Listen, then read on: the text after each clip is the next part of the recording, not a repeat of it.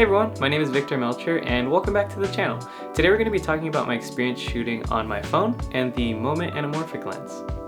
So a few weeks ago I took a trip to Hawaii with my girlfriend and our family, and I knew I wanted to film, but I didn't want to bring all my camera gear with me because not only was this a backpack that I had to carry through the airport, this is also a backpack that I have to carry with us on beach trips, on hikes, literally anytime we'd go anywhere that I would want to film. So it all came down to a convenience factor for me, and that's where my phone and the Moment Anamorphic Lens had me really hyped. The fact that I can fit both my phone and my lens in my pocket and still get great video is something that I was really interested in. So now let's get into what an anamorphic lens actually does. Passing the camera to you, Mr. Victor. Hey, what's up, Victor? So what an anamorphic lens does is squeeze your footage so you can then de-squeeze it in post so you can get this grand, ultra-wide cinematic aspect ratio. And if you go within the Moment Pro camera app and you go to your lens selection and you select anamorphic, this will actually de-squeeze your footage for you and it'll save you an extra step in the editing process. So essentially that's what an anamorphic lens does, and the reason why it's associated with being cinematic is because there's so many popular movies that are either shot with anamorphic lenses or they're actually cropped to emulate that anamorphic aspect ratio. That's because this ultra widescreen look tends to just give you a much more grand look, and that's also another reason why I wanted to shoot Hawaii with this, is because I really wanted to capture the beauty of Hawaii and capture these grand landscapes that are very unique to Hawaii specifically. So yeah, and also one of the reasons you would want to shoot with an actual anamorphic lens rather than just put those black bars on top and bottom is because it's not actually cropping out the top and bottom, it's stretching your footage. So what you're seeing is what you're getting. And the characteristics of this anamorphic lens are really cool and really unique. The first one is that you get some distortion around the edges, which it technically makes your image imperfect, but I think it adds some cool character and it gives it like a cool look too. And another cool characteristic is the lens flares. So for example, when you're shooting without an anamorphic lens, you get these circular lens flares and they do kind of look cool. But once you start shooting with an anamorphic lens, all the flares that you're gonna get in your camera are gonna be these really cool blue streaks across your footage. Whether you're pointing it at the sun or you're pointing it at headlights or just anything that's really bright, every time I see that blue streak lens flare, I don't know, I always just get kind of hyped. It looks pretty cool in your footage. And now onto what I liked about shooting on my phone and the anamorphic lens. So overall, filming in Hawaii with both of these was great. I had a great experience with it, and for me, it's the convenient king. I really enjoyed it. It wasn't once getting in the way of me experiencing and enjoying my trip. It was just something that was in my pocket, and if I saw a shot that I wanted to get, I would just take it out, put the lens on, and get it. And also what I wanted to do when I was shooting is potentially get some footage for YouTube with the anamorphic lens, and also just some vertical videos just with the native iPhone lens. And the way I did it is that I would actually just put my anamorphic lens on and I would shoot all the anamorphic footage I wanted within the Moment Pro camera app, and then after that I would just take the lens off and I would switch back to the native iPhone app.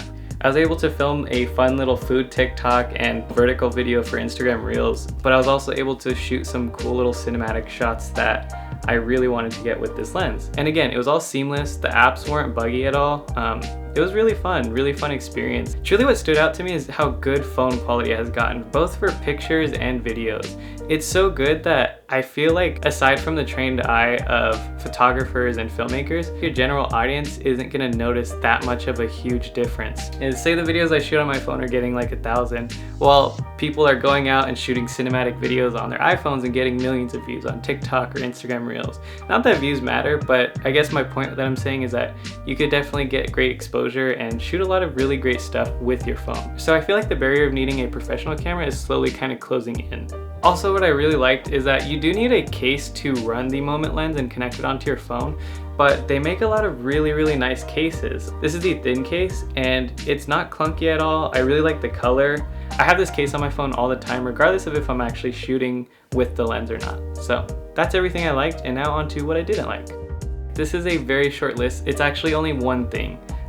So on the Moment thin case, it's a detachable plastic piece that you actually slip in for the mount. Once you slide it on, the mount's just ever so slightly loose. I noticed it was windy on one shot that I had gotten, and it looked like a mixture of both my hands shaking probably and also this moving around, but the lens was it looked like it was kind of like shifting around just ever so slightly. So yeah, that's like one small thing that just kind of bothered me, but again, no shot should be like, you should not be filming like this. You should be trying to get as stable, nice footage as you can.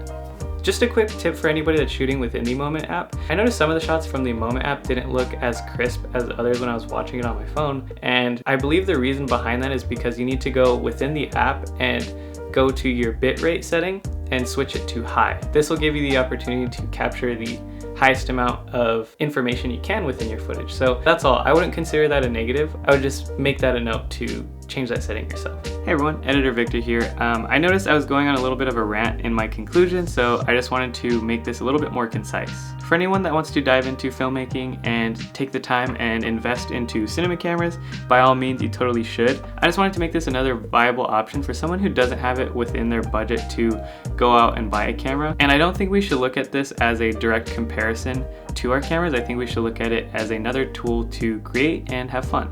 And this is definitely a fun-making machine. Even if you don't have the lens, you can still create some amazing stuff with your phone alone. So anyways, that's all for today, and I just want to say thank you for watching, and let me know if you have any questions in the comments down below, and I will see you in the next one.